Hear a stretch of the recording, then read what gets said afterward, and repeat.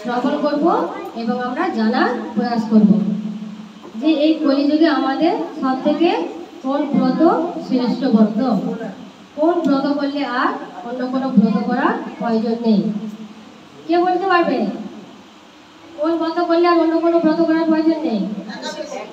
হ্যাঁ, একদম right answer, একাদশী। ঠিক আছে, তা আমাদের একাদশী ব্রত করলে আমাদের আর অন্য কোনো ব্রত করার প্রয়োজন নেই। তো একাদশী দেবী কে, তো আমাদের সবাই জানা আছে? জানা নেই? তা আমরা কি সবাই জানতে ইচ্ছুক? ঠিক আছে, তাহলে ভগবানের কৃপায়, গুরু গোবিন্দের কৃপায় আমরা তার বর্ণনা মাহাত্ম্য পাঠ করার প্রয়াস করছি।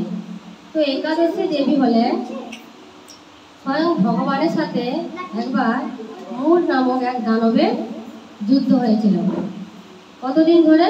না 1 বছর ধরে। তো কি কোন 1 বছর? এক্ষুনি আমি সময়ের বর্ণনা দিলাম যে এখানকার 1 বছর নয়, ওইখানকার যে 1 বছর, সেইখানের 1 বছর অনুযায়ী ভগবানের সঙ্গে মূর নামক এক দানবের যুদ্ধ হয়েছিল। তো যুদ্ধ হতে হতে ভগবান দেখলো লীলা করেন সমস্ত কিছু তাদের জন্য, যে আমাদের মতো এই অধঃপতিত জীবদেরকে উদ্ধার করার জন্য। তো ভগবান যখন 1 বছর যুদ্ধ করে নিতেন, ভগবান বলছে এখন একটু আমি বিশ্রাম করব, আর আমি যুদ্ধ করব না। তো এখন আমি একটু ওই দানবের কাছ থেকে দূরে সরে যাই। তো ভগবান একটু দূরে সরে গিয়ে কী করলো, এক পাহাড়ের গুহার মধ্যে গিয়ে শয়ন করে নিলেন। এবার মূর নামক যে দানব, তিনি তো ছাড়ার পাত্র নয়, কারণ যারা এই জড়জগতেও যারা অসুর হয়, তারা কখনো কেউ কাউকে ছেড়ে দেয় না। কারণ তার মধ্যে যে অসুরের রক্ত আছে, সে বলছে আমি ওকে দেখেই ছাড়বো, আমি ওর শেষ দেখেই ছাড়বো, যতক্ষণ না শেষ হয় ততক্ষণ তার শান্তি নেই। তো সেরকম তিনি তো দস্যু দানব। তো তিনি কি বললেন যে আমি ভগবানকে যতক্ষণ না আমি বধ করবো, মারতে পারবো, ততক্ষণ আমার শান্তি নেই। আর ভগবানকে মারার কোনো সাধ্য আছে? এই জগতে কেউ ভগবানকে মারতে পারেন? তিনি তো অনাদি আদি গোবিন্দ, তিনি তো অজ, এনাকে কে মারবেন? তো তিনি এখন 1 বছর ধরে মানে যখন শয়ন করলেন, তো মূর নামক দানব তিনি তো ঘুরে ঘুরে দেখছে তো চারিধারে, ভগবানকে খুঁজছে অনেক দিন এই করে আরও 1 বছর কেটে গেছে। তো ভগবানকে তারপরে পেয়ে গেছে, সেই গুহার মধ্যে শুয়ে আছে, মানে ভগবান শয়ন করছে না। তো ভগবান যখন শয়ন করছেন, বলছে ও আমার সাথে যুদ্ধে হেরে যাওয়ার ভয়ে আর আমাকে এখানে গিয়ে তুমি পাহাড়ের মধ্যে লুকিয়ে আছো? ঠিক আছে, তুমি যখন এইভাবে যখন তুমি শয়ন করছো, আরে ঠিক আছে, তাহলে এটাই আমার মোক্ষম সময়, তাহলে এখনই তোমাকে আমি হত্যা করবো। তো এই যে বলেছে, আরে বলে যখন দানব হত্যা করতে যায়, তখন ভগবান যে শয়ন করেছিলেন, ভগবানের শরীর থেকে এক দেবী উৎপন্ন হলো। তো দেবী উৎপন্ন হওয়ার সাথে সাথে দেবী কি করলো, ওই দানবকে হত্যা করলেন। তো হত্যা করার পরে ও নামক দানব ওখানেই পড়ে আছে, আর দেবী করজোড়ে সেখানে দাঁড়িয়ে আছে। আর ভগবান যখন শয়ন করেন, আমাদের কখনো ডিস্টার্ব করতে নেই, আমাদেরকে মানে ভগবান যখন জাগরণতে হবে, যতক্ষণ না ভগবান মানে জেগে ওঠেন, ততক্ষণ পর্যন্ত আমাদের ধৈর্য ধরে সেখানে অপেক্ষা করা উচিত। তো তাই তিনি সেই দেবীও অপেক্ষা করে করজোড়ে দাঁড়িয়ে আছেন। তো ভগবান যখন চোখ খুললেন, নিদ্রা ভঙ্গ হলেন, তো ভগবান জিজ্ঞাসা করলেন কে হে তুমি দেবী? তো সেই দেবী বললেন যে প্রভু আমি জানি না আমি কে, তো আমি শুধু এইটুকুই জানি যে আমি রাধে রাধে, তো আমি শুধু এইটুকুই জানি যে আমি আপনার শরীর থেকে উৎপন্ন হয়েছি। তো দেবী আপনি কি করেছেন না, তখন সেই দেবী বলল আমি এইখানে একজন দানব ছিল, আপনাকে হত্যা করতে উদ্যত হয়েছিল, আমি সেই দানবকে মেরে ফেলেছি। তো ভগবান বললেন যে ঠিক আছে, আপনি তো খুবই মানে মঙ্গল কাজই করছেন, একজন দানবকে হত্যা করেছেন, আরে তো আপনি কৃপাপূর্বক এখন কি বর প্রদান মানে চাও, কি বর নিতে চাও, তুমি সেটা আমার কাছে বর চেয়ে নাও, আমি তোমাকে বর প্রদান করবো। তো ভগবান বলছে তখন দেবী বলছে ঠিক আছে, আমি বর তো নেবো, তো আমি আমার জন্য নেব না, আমি সকলের জন্য নেব। তখন ভগবান বলছে ঠিক আছে, আরে আমি যে তোমাকে বর দেবো। বলছে আচ্ছা ঠিক আছে দেবী, তুমি যে বর দেবো তোমাকে, তোমার নাম কি? তোমার তো কোনো নাম দেওয়া হয় না। বলছে ঠিক আছে, তোমার তাহলে নাম কি দেওয়া হবে? বলছে আজকে তিথিটা কি? তখন তিথি দেখলো কি না একাদশী তিথি। তো বললো ঠিক আছে, তোমার যেহেতু একাদশী তিথিতে তোমার জন্ম হয়েছে, আবির্ভাব হয়েছে, তো তাই আজ থেকে তোমার নাম হলো একাদশী। তো তো যেহেতু তুমি আমার শরীর থেকে উৎপন্ন হয়েছ, তাই তোমার আরেক নাম হলো উৎপন্না। তাই একাদশী যিনি মানে একাদশীর যে আবির্ভাব তিথি সেটা হলো উৎপন্না একাদশী। আমরা যে সারা বছরে 24টা একাদশী করি, তার মধ্যে একটা উৎপন্ন একাদশী আমাদের তিথি পড়ে। সেটা হলো একাদশী দেবী আবির্ভাব তিথি, মানে যেটাকে বাংলা কথায় কি বলা হয়, জন্মদিন। তো ভগবানের তো জন্ম হয় না, ভগবানদের আবির্ভাব হয়। তো সেই জন্যে সেই থেকে সেই দেবীর নাম হলো একাদশী দেবী আর উৎপন্না একাদশী। তো তখন সেই দেবী বলল যে ঠিক আছে, আমি তো আমার জন্য বর চাইবো না, আর প্রভু আপনি যদি বর দিতেই যান তাহলে আপনি এমন বর দিন যে যারা যারা আমার এই ব্রত করবে, তো তারা সমস্ত পাপ থেকে উদ্ধার হয়ে নরক থেকে উদ্ধার হয়ে, পাপ কর্ম থেকে উদ্ধার হয়ে তারা স্বর্গে গমন করবে। তো ভগবান বলছে ঠিক আছে, যথাস্ত। এবার এই যে ভগবান বর দিয়েছেন, আরে এবার যখন থেকে শুনছে আরে কলিযুগের মানুষ বলছে সত্য যুগ থেকে একাদশী আছে, তো যখন থেকে শুনেছে আরে তখন থেকেই সবাই একাদশী ব্রত পালন করছে। আর একাদশী ব্রত পালন করে কি করছে, না সমস্ত নরক থেকে তারা উদ্ধার হয়ে স্বর্গে গমন করছে। এবার স্বর্গে যখন গমন করছে আরে তখন কি হচ্ছে, নরকে যদি কেউ না যায় তো নরক কি হবে, সেখানে ভরে থাকবে না খালি হবে? নরক খালি হয়ে গেছে।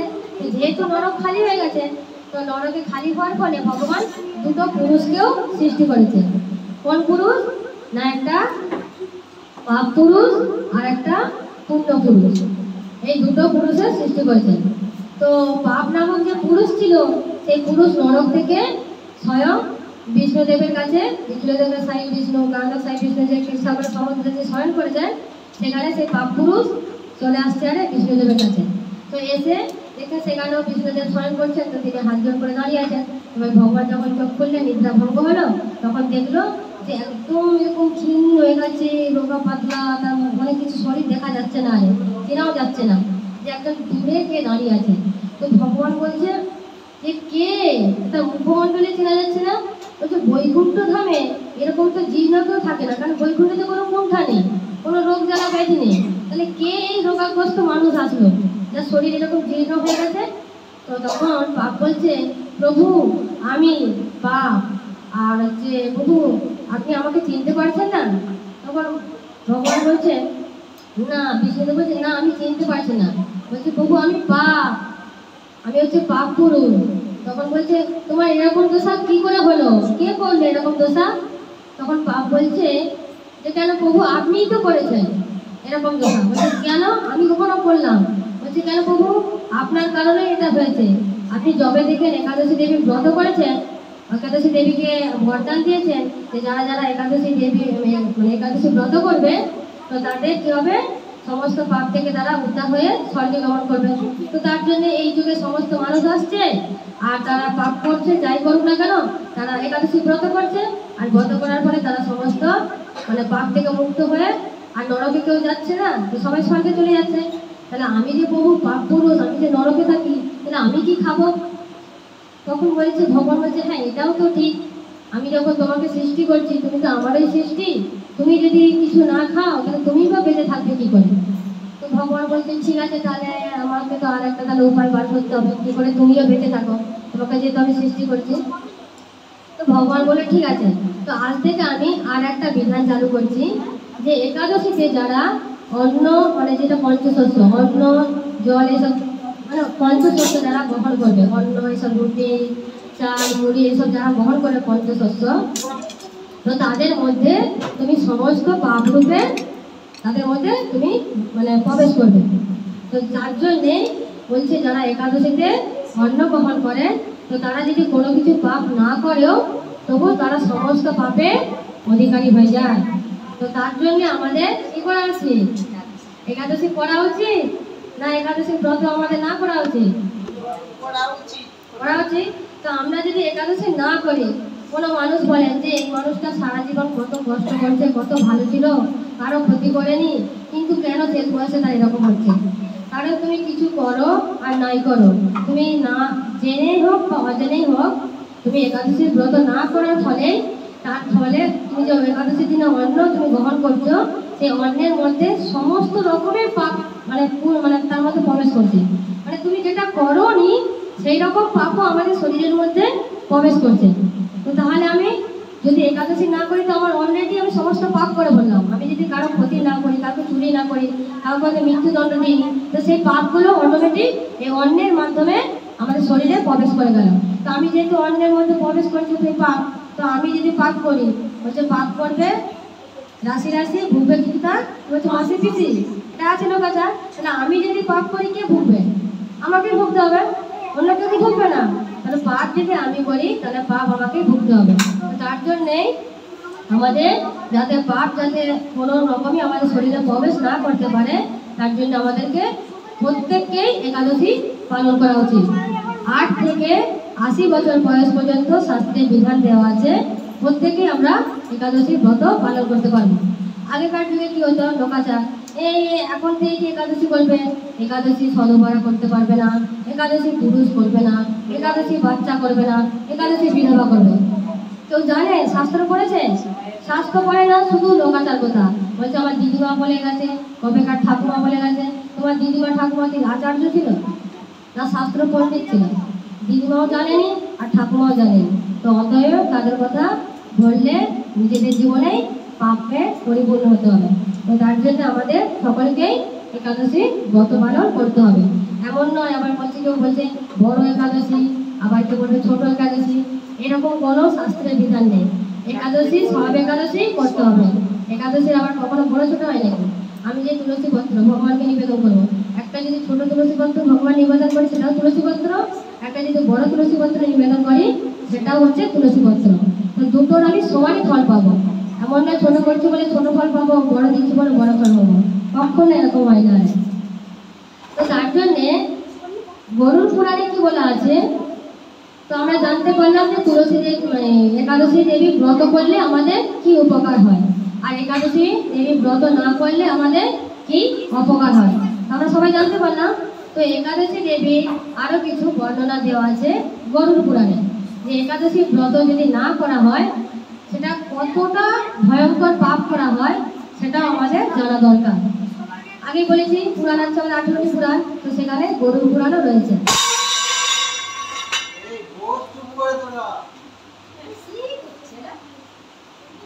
তো গরুর পুরাণে কি বলা আছে, বলছে কেউ যদি একাদশীতে অন্ন গ্রহণ করে, কি বললাম, কেউ যদি একাদশীতে অন্ন গ্রহণ করে, তো সেই যে অন্ন গ্রহণ করবো একটা মাত্র চালের দানা, যেটা মানে একটা ভাত বলে, যে অন্ন তো পড়ে যায় না, একটা অন্ন পড়ে যায় না, আমরা তো একটা একটা চাল পড়ে গেলে পুরোই না। তো সেরকম কেউ যদি একাদশীতে একটা চালে অন্ন কেউ যদি খায়, মানে প্রসাদ রূপে, কেউ প্রসাদ তো পায় না, যারা একাদশী করে তারা প্রসাদ পায় না, কারণ একাদশী যারা করবে তারা কখনো একাদশীতে অন্ন তারা পাবেই না। তো যারা বলছে কেউ যদি একদানা অন্ন খায় একাদশীর দিনে, তো গোমাতার শরীরে মানে গাভীর শরীরে যত লোম আছে তত পাপ হয় না। হরি বল, রাধে রাধে। গোমাতার শরীরে যত লোম আছে তত কোটি পাপ হয়। রাধে রাধে। একটা মাত্র যদি আমরা অন্নের দানা গ্রহণ করি, তো গোমাতার শরীরে যত লোম আছে তত কোটি পাপ হবে। তাহলে ভক্তগণ আমরা বুঝতে পারছি আরে যে আমরা একাদশীতে নিশ্চয়ই একটা ভাত খাই না, আরে এতগুলো চালের ভাত খাই। তো এতগুলো চালের ভাত যখন খাবো তাহলে আপনারা একটু কাউন্টিং করে নেবেন। আমার তো হিসাব নেই যে এতগুলো চালের অন্ন খেলে আর একাদশীতে মানে সেটা গোমাতার শরীরে তখন কত কোটি দিয়ে পাওয়া যাবে। তো আপনাদের যদি জানা থাকে তাহলে আপনারা একটু আমাকে জানাবেন, কিংবা বলবো, কারণ একাদশীতে কেউ একটা চালের ভাত খায় না, এতগুলো ভাত খায়। তো আমি বললাম যে একাদশীতে কেউ একটা চালের কিছু ভাত খায়, গোমাতার শরীরে যত লোম আছে তত কোটি পাপ হবে। তাহলে এতগুলো চালের অন্ন খেলে কত কোটি পাপ হচ্ছে সেটা আপনারাই বুঝে নিন, সেটা আমার কাছে জানা নেই। তো রাধে রাধে। তো ভক্তগণ তাই বলছি আরে যে কলি যুগে আমরা কলি হতো উদ্ধার প্রতিভাজি, তো আমাদেরকে এই ব্রতটাই করতে হবে, এটাই হলো আমাদের কলি যুগে শ্রেষ্ঠ ব্রত। আর এই ব্রত করলে আমাদের কি লাভ আছে আর একটা আমরা উদাহরণ দিচ্ছি। যেমন ধরুন আমরা যদি কাউকে 500 টাকা বাজার করতে দিলাম, তো 500 টাকা বাজার করতে গিয়ে আমি বললাম এই 2 বস্তা চাল নিয়ে আসবে, 10 কিলো আলু নিয়ে আসবে, সবজি নিয়ে আসবে, তেল নিয়ে আসবে, ঝাল মশলা যা কিছু আছে আমি একটা বড় ঘরের লিস্ট বানিয়ে দিলাম। আর আমি তার হাতে কত দিলাম? 500 টাকা। তো সে কি নিয়ে আসতে পারবে? হ্যাঁ কি না? পারবে না। 500 টাকায় আবার এত কিছু হয়? হবে না তো। আর আমি যদি তাকে 50,000 টাকা দিই, তাহলে আমি যদি 50,000 টাকা দিই, আমি যদি তাকে 5 বস্তা চাল, আমি যদি 50 কিলো আলু, আমি যদি তাকে 10 লিটার তেল, ঝাল মশলা যাবতীয় যা কিছু আছে সে আনতে পারবে? হ্যাঁ কি না? 50,000 টাকার মধ্যে সে আনতে পারবে না? হ্যাঁ, মানে 50,000 টাকা দিলে সে নিয়ে আসতে পারবে। সে 50 টাকা দিয়েছি মানে আমি 50,000 যখন টাকা দেবো, আমি নিজেরা নিয়ে আসতে পারলেও কিনে নিয়ে আসবো, আমি গাড়ি ভাড়া করে নিয়ে আসতে পারবো না বাড়িতে? আমার কাছে তো টাকা আছে। যেহেতু আমার কাছে টাকা আছে, অর্থ আছে, অর্থটা কি অনেক পরিমাণ বেশি আছে, তো বেশি অর্থ থাকলে আমরা তার মধ্যে বাজারটা করে নিয়ে আসতে পারবো। আর আমি যদি 500 টাকা নিয়ে যদি আমি বলি এতগুলো ফর্টেল জিনিস দিই, তো আমরা কখন আনতে পারবো? 500 টাকায় আমার 1 বস্তা চালও হবে না, আমি কিছুই আনতে পারবো না। তো তত্র একাদশী ব্রত হলো ঠিক সেই রূপ। বলছে আমি যদি শনিবার করি, আমি যদি মঙ্গলবার করি, আমি যদি বৃহস্পতিবার করি, যা কিছু আছে, আমি যদি কি বলে এই বিপত্তারানী বার, এই মঙ্গলবার, এই জ্যৈষ্ঠ মাসের মঙ্গলবার, এই রোববার সোমবার, যাবতীয় যা কিছু বার আছে, ওই বারগুলো কার মতো? 500 টাকার মতো। আমি যেমন ধরো 50,000 টাকার মধ্যে কি আছে? 50,000 টাকার মধ্যে 1 টাকা, 2 টাকা, 3 টাকা, 100 টাকা, 500 টাকা, 1000, 2000, 4000, 5000 সব আছে। কিন্তু 500 টাকার মধ্যে শুধু 500 টাকাই আছে। 1000, 2000, 3000 তো আর যাবেই না, ওটা তো আর পারবে না। সেই রকম মানে আমরা যদি যাবতীয় শনিবার, মঙ্গলবার, বৃহস্পতিবার, মঙ্গলবার মানে কি বলে এই জ্যৈষ্ঠ মাসের মঙ্গলবার, বিপত্তারানী বার, যেটা যা রকম বার আছে, আমরা যদি এইবার করি, সেই বার হলো 500 টাকার মতো। তার মধ্যে অল্প কিছুই হবে। কিন্তু আমি যদি একাদশী ব্রত করি, তো তার মধ্যে 500 টাকাও থাকবে, 5,000ও থাকবে, 100ও থাকবে, 1 টাকাও থাকবে, 2 টাকাও থাকবে। তো আলাদা করে আমাকে আর ভাঙানি করতে হবে না। আমি যদি 50,000 টাকা মানে জানো আমি নোটটাকে ভাঙালাম, 50,000 টাকা নোটটাকে ভাঙালি তো আমি সব পাবো কিনা? তো আমি পেয়ে যাবো। তাহলে সেই রকম আমি যদি একাদশীর ব্রত করি, তাহলে আমরা সব রকম ব্রতের ফল পাবো। আর আমি যদি একাদশীর ব্রত না করে যদি আমি মঙ্গলবার, শনিবার, বৃহস্পতিবার করি, তাহলে আমার তাতে কোনো ফলই পাওয়া যাবে না। আর সামথিং যেটা পাওয়া যাবে, আমি শনিবার করলাম, মঙ্গলবার করলাম, বৃহস্পতিবার করলাম, যে পূর্ণটা হয়েছে এখানে কত করলাম? 100%। 100% পূর্ণ হলো। আর আমি একাদশীতে এখানে একদানা অন্ন খেয়ে কত কোটি পাপ করে বলছি। মানে গোমাতা শরীরে বলছে যত লোম আছে তত কোটি পাপ, তত পাপ নয়, তত কোটি পাপ। আর গোমাতা শরীরে কত লোম আছে একবার বসে বলবেন, দেখবেন কত কোটি পাপ মানে কতটা লোম আছে। আর সেই অনুযায়ী একটা অন্নের দানা হলে তার তত কোটি পাপ হবে। তাহলে আপনি এখানে 100% পূর্ণ করলেন, আর এখানে কত কোটি পাপ করলেন। তো কিভাবে আপনার মানে জীবনে মানে কি বলে সফলতা আসবে, আর কিভাবে আমি উদ্ধার হবো? এর দ্বারা কি আমাদের উদ্ধার সম্ভব? সম্ভব নয় তো। তো তার জন্য আমাদের একাদশী ব্রত প্রত্যেকে পালন করা উচিত। 8 থেকে বললাম কত 80 বছর বয়স পর্যন্ত। তারপরে যেনারা পারবেন করতে পারেন, আর যেনারা পারবেন না, যদি মনে করেন যে আমি বৃদ্ধ হয়ে গেছে, আমি আর পারছি না, আমি ছোটবেলা থেকে করে আসছি, আরে তো তেনারা যদি চান ছেড়ে দিলেও অসুবিধা নেই, কিন্তু করে যেতে পারলেই ভালো। কারণ যেহেতু একাদশী ব্রত না করলে বলছে এতটা পাপ, তো আমার অবশ্য করা উচিত। তার যেহেতু আজকাল তো 80 বছর পর্যন্ত কেউ বাঁচেই না, তো 80 বছর পর্যন্ত করবে কি করে? আগে তো বাঁচতে হবে। তো তার জন্য আমাদেরকে সাধন ভজন করতে হবে।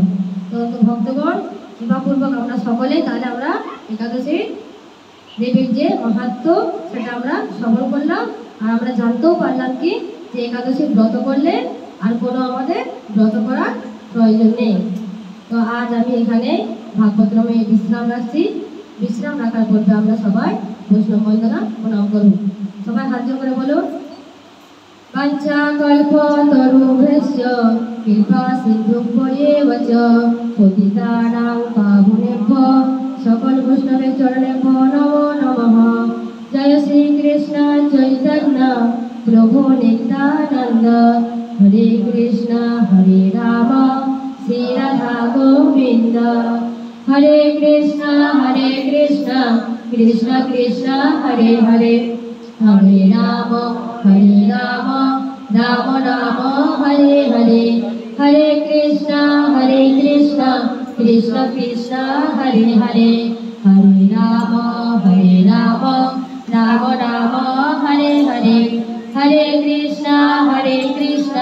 कृष्ण कृष्ण हरे हरे हरे राम राम राम हरे हरे। बोलिए श्रीमद् भागवत महापुराण की जय। अमोल पुराण भागवत महापुराण की जय। निताय गौर प्रमानंद हरि हरि हरि बोल। विंध्य देवी की जय। विंध्य देवी की जय। तुलसी महारानी की जय। समवेत गौर भक्तवृंद की जय। हरे कृष्ण महामंत्र की जय। आज के आनंद की जय। जय जय समस्त भक्तवृंद की जय। श्रीमती राधा रानी की जय। श्याम सुंदर भगवान की जय। मदन मोहन भगवान की जय। जय जय वृंदावन धाम की जय। जय जय मथुरा धाम की जय। राधा कुंड की जय। श्याम कुंड की जय। गिरिराज गोवर्धन भगवान की जय। लाडू गोपाल भगवान की जय। विघ्न विनाशकारी नृसिंह भगवान की जय। भक्त पलक महाराज की जय। ध्रुव महाराज की जय। गंगा मैया की जय। जमुना महारानी की जय। सरस्वती देवी की जय। जय जय प्रयागराज तीर्थ की जय। भक्त भागवत की जय। भक्त भागवत की जय। चारि धाम की जय। चारि आचार्य की जय। चारि संप्रदाय की जय।